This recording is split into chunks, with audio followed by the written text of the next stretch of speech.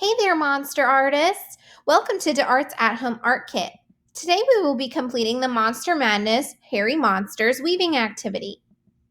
For this activity, you will need the following materials. Go ahead and grab some purple yarn, googly eyes, glue, and needle. Of course, you'll also need your monster head mesh cutout. When you are ready, you can go ahead and thread the needle and tie a knot with the yarn on the needle head. We're going to also tie a knot on the end of the one piece of string that you pulled all the way through. Once you are ready to get weaving, you can insert your needle from the back side to the front side.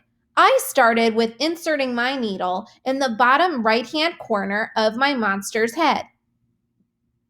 It's important to continue the process of back to front, front to back, of threading your needle through the mesh in order to keep a good weaving pattern.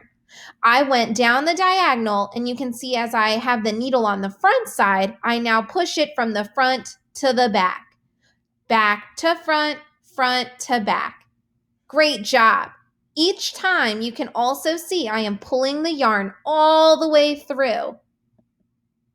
Perfect. I'm going to keep going all the way around my monster's head, except when I get to the top, I'm going to skip the very top row.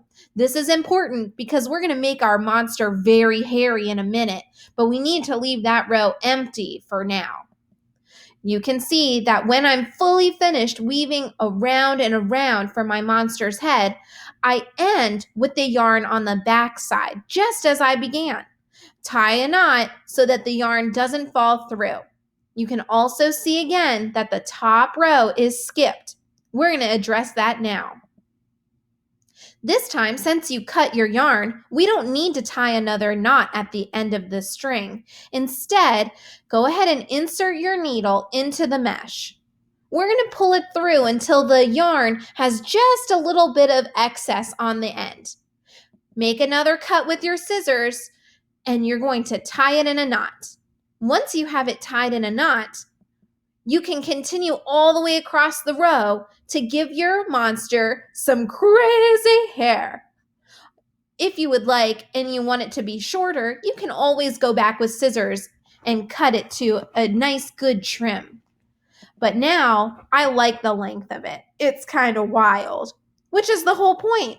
I'm going to take my googly eye and some glue, and I'm going to go boop. Perfect. Now he can see. If you have multiple googly eyes, feel free to add more, but I liked my monster with just the one for this activity. You did it. I am so proud of you, monstrous artists out there. If you would like to, please share an image of your finished masterpiece with DeArt on social media or via email. Give us a call today if you have any questions about completing your hairy monster activity.